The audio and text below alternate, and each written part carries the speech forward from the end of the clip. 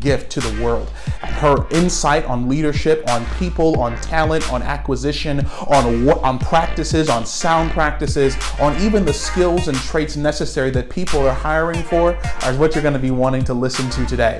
Lynn lives in Milwaukee, Wisconsin, my hometown, and I believe Lynn is going to have some insight to push you to be all that you know that God has designed you to be. So let's take a moment, jump into this series today. But before we do so, y'all know I got to shout out something this year. I wrote a book, producing in a pandemic, right? I wrote a book called Necessary Endings. Necessary Endings details my own journey through mental illness, through depression, through anxiety, and to where I am today, and some mindsets that had to change in order for me to be the person that God called me to be. It's a book, $14.99 for the paperback, $8.99 for the Kindle version. Just go to Amazon, search Necessary Endings Justin Lester, or click the link in the show notes and you can grab a hold of a copy of Necessary Endings just for you. That being said, let's jump into our Zoom conversation today. Now, as you heard me say, it was recorded on Zoom, which means the audio quality is not the best, but the information is the best for you. And I pray it pushes you to be all that God's called you to be. Let's jump into our conversation today. Let's take it away. Well, hey everyone, welcome to Made for Mondays with Justin. I'm so happy you guys are here today as we're continuing this series on leadership and transition, the different areas of our lives and how God is calling something in us out into the world. And so I pray you guys have been blessed. And today I have a very special guest all the way from my hometown in Milwaukee, Wisconsin, unfortunately out by my arch rival. I went to Brookfield Central. You're out there by Menominee Falls, and we can't stand, I hated playing football against y'all. But anyway. It makes you feel any better. My boys they go to Rufus King. So we don't even go to school out here. Yeah, they beat us too. It was bad. I hated playing Rufus King because I played Rufus King when y'all had Lance Kendricks, and he destroyed us. And I know this is totally side. This is Lynne LaGrant. Hi, Lynn. But when I played against Lance came across and blocked me once. I was a DN. He killed me, and I was just done with King because I was like, we don't lift like that at Brookfield Central. Anyway, welcome to the podcast, Sister Lynn. Hey, thank you so much for having me, Justin. It is an honor to even be invited onto your podcast and a pleasure. So thank you. Yes, definitely. Thank you. A lot of the reason I wanted to invite you is going back to a conversation you and I had. I think it was like my second year of ministry. We came to Milwaukee, and out of nowhere, I was in this space of really trying to figure out and crafting, like, what is leadership? What does it mean to lead people? What does it mean to talk to people?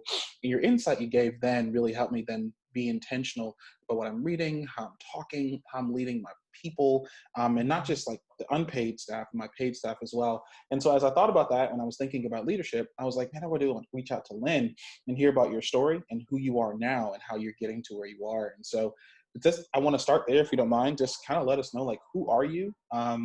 What do you do? What do you do now? Where are you at in life? All of that. Oh, thanks for that, Justin. So, Lynne LaGrant, I am a wife. I am a mother of two amazing young men. I am super involved in church. I've been a co-youth leader for, 18 years now. Oh my gosh. With my husband, Rob, who's also a deacon there. I also teach church school for our adult class, so that's a big part of who I am. Professionally, most recently, I was the Global Vice President for People Development for Molson Coors Beverage Company. And many of you may not recognize that name, but you do recognize the product. So essentially, I work for a beer company. So if you've heard of Molson Canadian or Miller Lite or Coors Light or Star Promin or any of those kind of products, that was the company that I was most recently working for. And I was responsible for capability developing all over the globe, as well as leadership development, succession planning, talent management, and so on. So I had a staff of approximately 105 individuals around the world, and we supported about 25,000 employees for Molson Coors. So I've been doing human resources and leadership development for at least the past, 15 to 18 years, but I started off my career as actually a high school English teacher. And so I work with adjudicated youth in Kankakee, Illinois. And it was an amazing experience. And it's interesting because what you'll see is that there's two things that I think are constant threads throughout my life. Number one, my love for children and youth. And then secondly, my love for education, whether it's teaching high school, teaching church school, or now being responsible for building capabilities and leadership development in corporate organizations. Oh, wow. No, thank you for that. Thank you for that. When you mentioned there's a number of things in your job description and title that I'm really curious about, but also, and I know we talked about it before we got in, I think it's a big part of just who you are and like where you're headed now. In the midst of like COVID and whatever this, I call it the Corona and cop season. How have you continued to develop your capabilities, your skill set in this like COVID and cop season? Yeah. So I would say that I'm blessed that I had the opportunity during this time of COVID to be on garden leave. And so I took some time off working intentionally to finish my dissertation. Okay, I'm currently finishing my PhD with the University of Pennsylvania, and the last thing on my list is my dissertation. And as many of you know, finishing the coursework is the easy part. It's this dissertation that'll just kick your butt and be drawn out forever. But I was very intentional that I was going to take this time and really lean in and work on my dissertation. And my focus on my dissertation was with regards to does a sense of belonging have an impact on women leaders in professional environments? So in other words, if women feel like they have a sense of belonging, are they more successful? Do they have a larger intent to stay with the organization? Is their career progression greater? And so therefore, I've been doing just a ton of reading on this idea of belonging. And it has been a fascinating exercise because now, not only in this time of Corona virus and COVID-19, we also have a lot of social injustice happening right now, and specifically, targeting Black people in the United States. And so when I started thinking about this whole idea of belonging, initially my first thought, of course, was on, women in the workplace. But what I'm reading and understanding about it is so much bigger. And so therefore, I've been doing studies and reading all of this literature on belonging and diversity and inclusion and equity and what that really means. But then that caused me to go back to my undergrad, and I reread The Pedagogy of the Oppressed, and which is an amazing book written in the 1960s. And you read it today and it sounds like it was written in September of 2020. It sounds like today. And so that's helped me a lot. So reading for my dissertation and really staying abreast of that, going back and reading some of my undergrad literature that I love, but then also, listening to podcasts, like this one. I've been really into finding different voices and listening to podcasts and understanding kind of new voices and what's going on out there. And you have to do this because one thing you can't be is stagnant in your career and your mindset and in your development. And so you have to be hungry. And I've always been very curious and I wanted to see how things connected. And so you look at it from a multitude of perspectives. If you read magazines, one of the things that my family has been really intentional about lately, since my boys have been teenagers, holidays like Christmas aren't the same thing, not for, Camden, of course, Justin. He still has that wide-eyed excitement, for holidays like Christmas. My boys, not so much, because they're those cynical teenagers.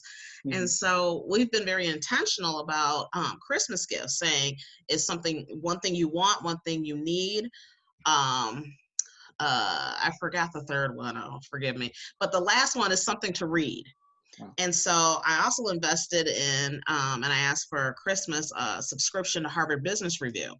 And so I read the Harvard Business Review, and I keep up on current trends in, business and development and all those areas. Wow. That's powerful. There's a lot of things you said, there's a lot of things you said in that I'm curious about. One, your whole dissertation. I'm this year for me personally, I've dedicated to reading only Black women authors. Oh, And there's wow. so many stories that have unearthed, and our church is doing the same thing. We're only reading Black women authors in our monthly book reads. I And love that. yeah, it's been eye-opening. It's been phenomenal. We have a discussion later this month, and it's been great. And there's so many things I never realized that just being a Black male I overlooked. And then the Mm. sense of belonging in spaces. Like there's a book by Nestle Strain Harris, and she talked about that very thing. And I never noticed it, never recognized it, but then becoming more sensitive to it. And I'm actually very curious about your research as well. And then, but beyond that too, I'm curious. Then you mentioned the ways that you professionally navigated it. What are some things in the midst of that you learned about yourself as you have made, because it sounds like you've been really principled, really particular about even like what you allow into your space and intentionally pouring into your space. What is Mm. just yourself? What are some things you've learned about yourself as you've grown on this, this journey of all this? Yeah, I think you said something key right there when you speak of intentionality. Mm. Early on in my career, I realized that I wanted to be around leaders who could inspire me, could teach me something new, that were open, and so I deliberately sought out those leaders. Now, my career progression is a little unique because I have been blessed to have three very senior African American leaders. Two of them were senior vice presidents. One of them was the chief human resource officer. And so it changes your experience when you have that and the level of support that I had with them. So it allowed me to be very intentional about my choices. Prior to joining Molson Coors, I was with another company, and I won't say the name. It's a bigger company here in it's based in Wisconsin, Georgia, and a couple other places around the country. And it was a great role. I was responsible for enterprise learning and development globally. I met with the CEO on a regular basis. I had his ear, and I was in this role for 18 months. It was Wow. it was easy, it was second nature, but the environment was toxic. The culture was so different than what I wanted and what I needed, and my values were misaligned with the organization's values. Wow. And it wasn't that the people weren't great. The people were wonderful, and I really had a good time there. But it was the values of the organization and just the way that they operated and did business. I couldn't deal with it. And it wasn't that I wasn't making good money. I was making great money. I had a great title. I was traveling. I had a big team. Mm-hmm. And they loved me, Mm-hmm. but I couldn't sit in another meeting and have a senior leader curse at me. Wow. I'm just not going to allow that. Or, I'm not going to be in a place where the organization says very loudly, we're not going to invest any money in the community because if I get a bigger tax break somewhere else, I want to be able to pick the whole company up and leave this area. So they were very intentional about not investing in the community in which they existed, in which their employees came from. Wow. And so it was just such a misalignment in my values that I couldn't see myself there long term. Wow. And I had to make a really hard decision to leave. But, thank God, he doesn't put anything on your heart unless it needs to be on your heart. You know what I mean? That's so true. And so the fact that I was getting up, going to work every day, and I remember driving to work and just feeling like, I just don't want to be here. Wow. And there was nothing wrong. It's just, I just didn't want to be there. I didn't want to go there. And being very quiet and letting God talk to me and tell me, like, don't worry, I'm going to move you. You just do what you're supposed to do, and I will move you. And like I said, I was there for less than 18 months. I was a director at the time. And a boss from a previous organization called me and said, hey, my neighbor needs somebody at her company to run a department. Are you interested? And I'm like, I sure am. And it ended up being the best decision I ever made. That's when I moved. At the time, it was to Miller Coors, and I moved over. It was lateral. It was a director level, and in less than 7 or 8 months, I was promoted to global vice president. Wow. And so, you know, you have to be so intentional and so clear about what your needs are. And for me, my value set was really important. I didn't want to be in an environment where I would come home and feel just beat up and beat down. And it just wasn't good for me. It wasn't good for my family. And, you know, you have to think about what's best holistically for you. And it's not the money. It's not the title. It's not the perks that go along with it. Yeah. What I found was that when I got to a point where my values were consistent with the organizational values, and I found a leader who I truly cared about, the money, the accolades, the title, all of that came along with it. Wow. But I had to be seeking that first. Wow. I guess, so I have 2 questions with that, that I'm curious about. So on one hand, I'm curious about developing a community corporate culture, right? That doesn't make their employees feel like that. Because of you, actually, I think I can find it. But I bought Lincolni's The Advantage because of you. We had this conversation when I was there, and I was in the process of developing a culture for our team. And because of that, I was just like, I'm gonna read on culture and come on. So that's because of our conversation that shifted. Our current vision, learn, live, lead, is your fault. So anybody listening to this from our church, blame Lynn, but that's why we're like sewing into our community. Not at all. Not at all, Justin. You're so brilliant. You just brought it all together. But no, like, importance of culture. And then also at the same time, I'm curious too, for you, as you move from being, she mentioned director level position. So I guess I'm curious about your transition to navigating a space as a mentor. Like, you have mentors, but as a mentor, not the mentee all the time. So it's a 2-phase question. I don't want to forget about culture, and then also you being a mentor as well as being mentored, and all of that. Yeah. All right, so let's attack the culture one first, because that's so important. Yeah. I mean, what kind of culture do you want when you go into work? You know, and I was very, very clear about the kind of culture I wanted to be in. And so when you think about culture, you know, the company owns the culture. They set the standard for the culture, but leaders are the ones that really execute on it, you know, and it becomes the little things. It becomes how they greet you in the morning. It becomes how they reward you. And I'm not talking monetarily, you know, do they say thank you? Do they take your ideas? Do you have a voice in the room? Or do you have to have a title in order to have a voice? You know, it's those little things that mean so much in a culture. And especially when you're trying to really engage people. And this is so critical. Your culture has to be an engaging culture. And you engage people through allowing them to have that kind of voice. Do they feel a level of ownership in what's going on and the decisions that are happening?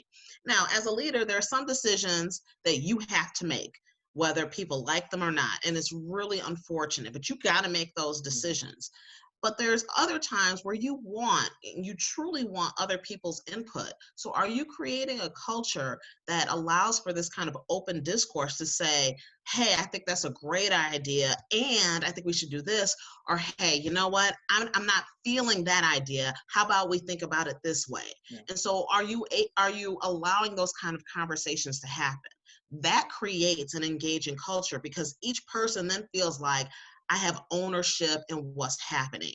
Do I see how my specific actions are directly tied to the organizational goal?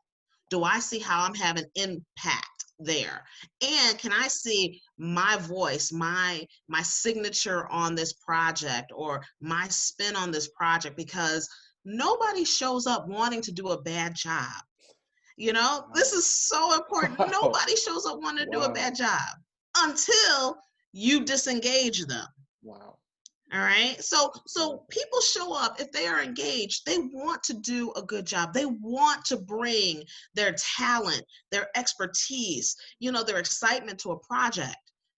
But at that point, when you disengage them, then they show up every day just to destroy you. And you have to be so careful about that and how you set people up for that. So culture is super important. The organization sets the standard for the culture, but leaders are responsible for really executing on that and showing those behaviors through all of the small things. But I think the most important thing is voice. When you allow people to have a voice in decisions and ownership and in thoughts and innovation, that is how you create a welcoming and open culture, an innovative culture as well for new ideas. So that's my answer with regards to culture. Now I'm going to be a little bit of controversial for you, okay? Mentoring. I will say that I have had a lot of really bad mentors. And I will also say that I believe that women and Black people specifically, and I'm being very careful because I don't like the term people of color. Like I'm calling us out. We are Black people, right? Yes. Women and people, Black people, excuse me, almost tripped me up there. But women and Black people, we have been over-mentored, okay? And what do I mean by that? I have seen situations where as the mentee, I have a mentor, okay? And I'm asking this person questions and they feel like it is their duty to pour into me. Let me tell you how I made it. Let me tell you, you know, the steps that I took. You know, just follow my footsteps and I'm gonna show you the right thing to do. And what you find is that organizations look at a mentee-mentor relationship and the mentor ends up being promoted because, oh my gosh, you're doing such a great job with that person. You're developing them. You're a great leader. I'm going to promote you. And then the mentee, their reward for being in this process is, well, you got time with that mentor. Isn't that enough? That's your reward. And so they miss out on those opportunities. In my experience, I've had some really amazing sponsors and champions. And I think that we have to get away from mentoring and really focus on sponsors and champions. There's an actual book that says, forget a mentor, get a sponsor. Wow. All right. And this is so important because for Black people and women specifically, you know, they tell us to go get a mentor. So then you see somebody who, you know, is doing really good and they're really smart and they're handling their business. And these organizations tell you, you know, you should approach that person, ask them to coffee, and then ask them to be your mentor. The reality is that specifically white men do not operate like that. Wow. They don't operate like that at all. Instead, what happens is they form a relationship with somebody who they think is doing really good and, you know, is super smart and really capable through commonalities, okay? Through all kinds of different commonalities. And the mentoring relationship grows organically. And so then what happens is that they skip right over mentor and go right to sponsorship. And sponsorship is, well, mentoring is one way. Sponsorship is mutually beneficial because sponsorship says, hey, I have some really good skills and I want to help you, Justin. And Justin says, hey, you know what? I could use your skills. And because I can use your skills, I'm going to introduce you to certain people. And I'm going to put you on different projects to make sure that people see your different skills. Wow. So it becomes a mutually beneficial relationship instead of this one-way relationship. As the person who is receiving the sponsorship, all right, I'm put into places where I can perform, where I can show people that's not in my typical circle, specific aspects of how good I am or my skill set. And then you, as the sponsor, all right, you've identified talent in different ways and you're getting work done in a different way, in a more effective way. We need to get to sponsorship. Wow. And then the third one is champions. And I've had an amazing champion in my last manager, and her name is Michelle. And she basically would kick my butt. And when I say that, I truly mean it. She had very high standards for me. And she set the expectation level very high, but she knew that I would rise to the occasion. Wow. And because she knew that I would rise to the occasion, then she began to give me projects that would expose me to areas of the business that I had never been exposed to before. And she championed what I did and said, you know what? Lynn did this over here. She can do 10 times better over there for you. Let me show you what I mean by that. And so she began saying my name in rooms that I didn't even know my name was being said in. Wow. And I started getting calls from people saying, hey, Michelle told me to reach out to you, said that you were phenomenal in this. And that is how my career began to be built. And so, mentoring is great. Don't get me wrong. When I look back at my life, I have mentors here and there. All right, for things here and there. But then I get so excited when I start thinking about the sponsors and the champions that I've had.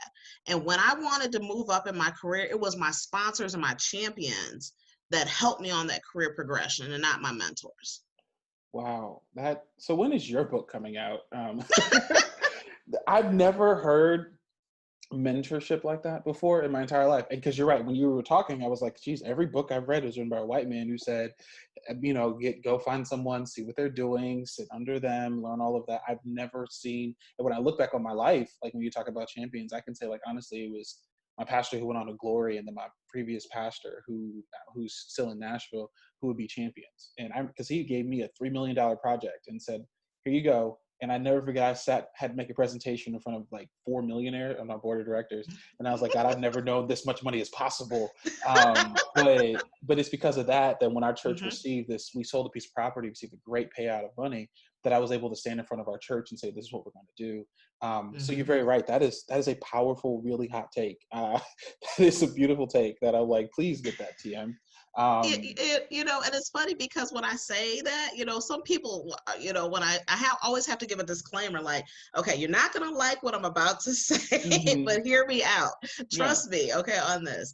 And I think that, we have it beat into our heads. If you go to any kind of professional development that is typically, led by a white man who's made it, it wasn't because he had these great mentors. There was a level of nepotism. There was a level of association. There was a level of all kinds of things happening there. And unfortunately, we don't have the luxury of that. We simply do not. And so we have to be a lot more intentional about those kind of experiences. And it's not, walking up to someone and asking them for a mentor. And in fact, Sheryl Sandberg's book, Lean In, I'm not a fan. I read it. I'm not a fan. And people just are like, oh my gosh, I can't believe you don't want to lean in. I don't, because when you read it, all right, Sheryl Sandberg came from wealth. She came from, a community where her father could make a phone call and she could intern for a super senior person. And she had access that I will never, ever have. I'll never have that kind of access. My father was in the military. My mom was a nurse. I'm the middle child of 5, and we went to public schools, and we were happy. So I don't have that kind of access that she does. And so I don't believe in this lean in crap. It's a lie. Okay. I don't believe it. But she did say the same thing about mentoring. She said, men will just, they will form relationships, and then the relationship will lead to other things.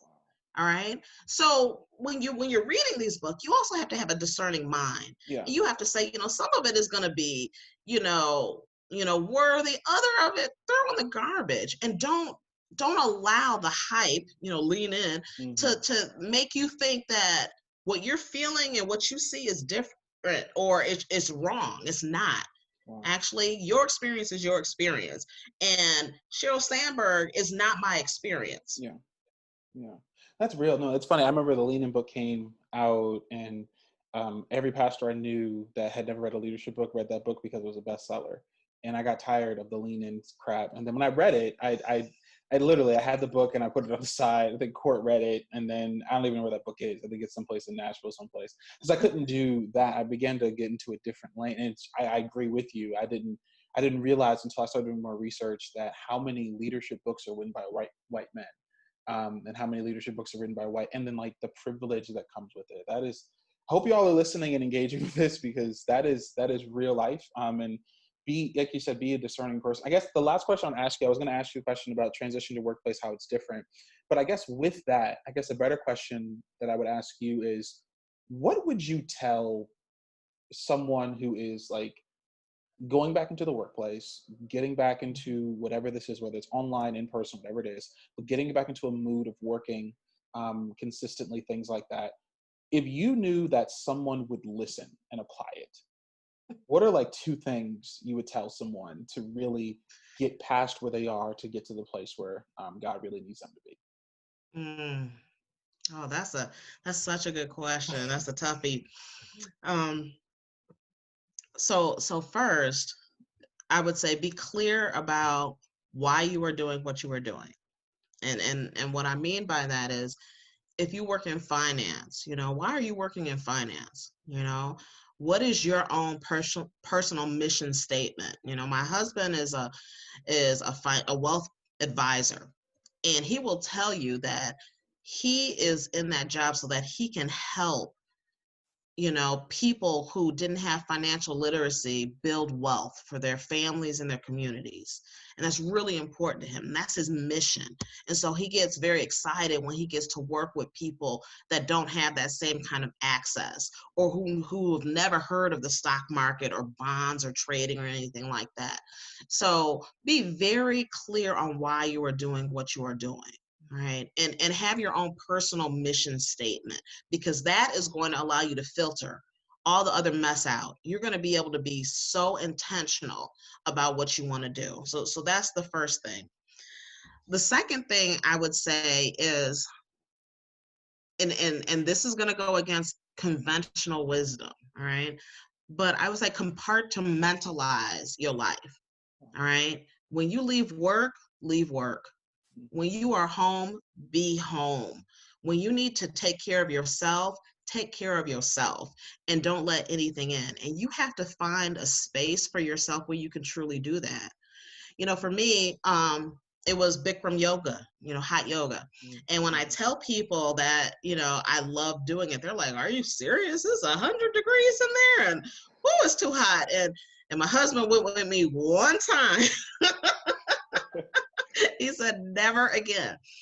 But I love the practice so much, because in the midst of it, I realized one time that I wasn't thinking about anything else except for what I was doing right then and there at that moment.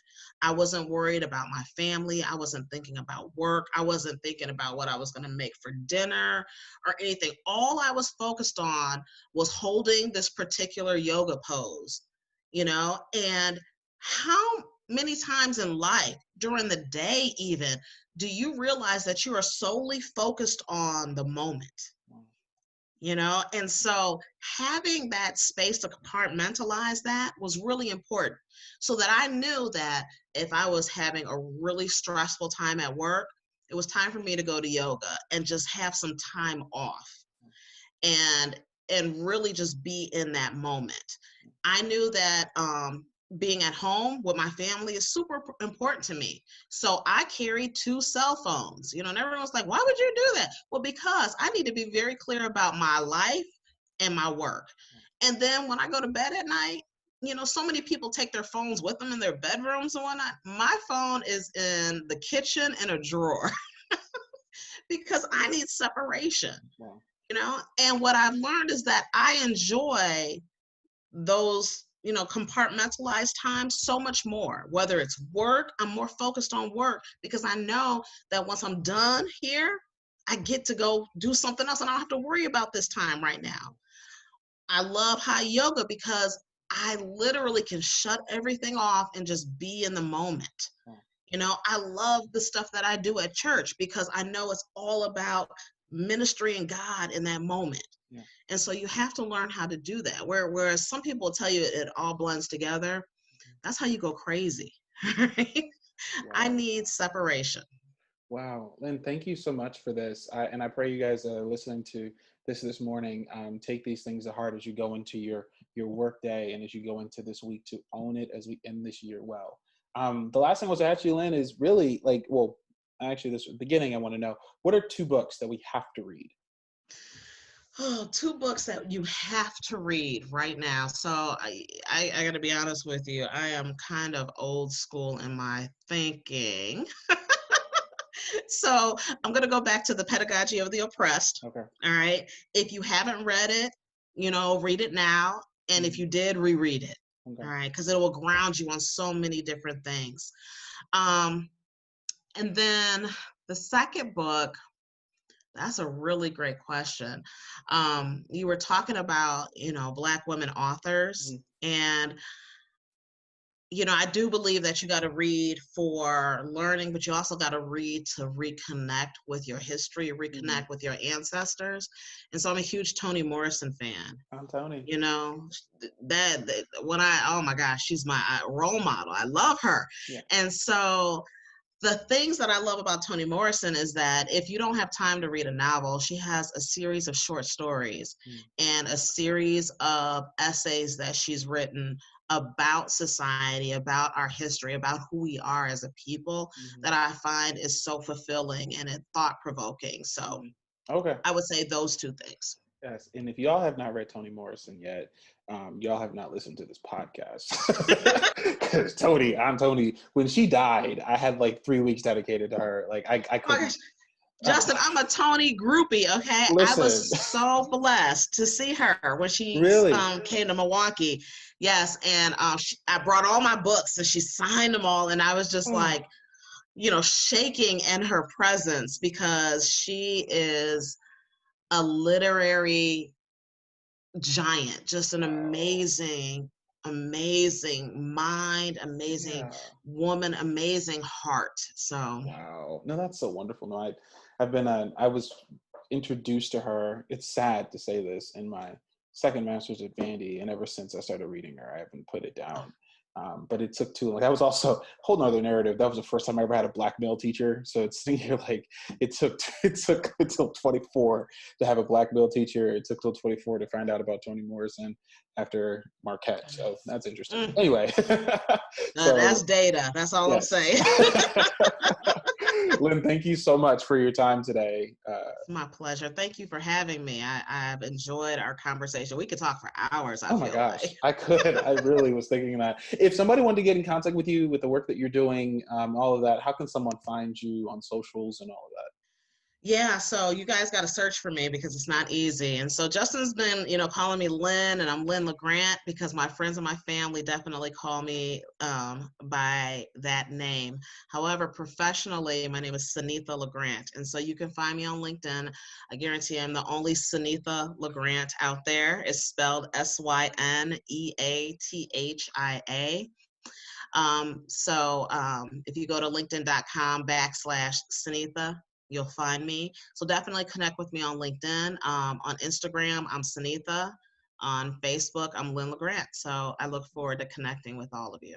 Awesome. Thank you so much again. And Made for Monday crew, please be sure to follow and like and share and repost what you see on her pages as well if you're definitely blessed today. You guys, let's go into our days. Remember, make the decision to live, and you were made for Mondays. Mondays don't own you. You own your Mondays. Start your week well and let what you start with be a better starting point for even next week. So let's have a great day. You guys were made for this. Now go win Mondays. Well, thank you so much for joining us today for Made for Mondays. I pray today blessed you to be all that God has called you to be, all that you know you can be. I mentioned this a couple again. First of all, the month of November, I want to dedicate to you, the listener. If there are questions that you have about leadership, about life, about anything at all, do me a favor. Here's all you have to do. Go to jrlester.com and click on Made for Mondays. And on Made for Mondays is a contact form, and simply submit your question for me. What you're able to do is let me know, hey Justin, this is what I'm curious about. This is what I want. And my responsibility on Made for Mondays is to ensure that you are the best leader you possibly can be. So go ahead, go to jrlester.com, click that link, let your boy know. I'll holler back at you. Now let's say our affirmation. Repeat after me if you will. Say, I am me. I can be me. No one will stop me from being me. You were made for this. Now go win your Mondays. Mondays won't be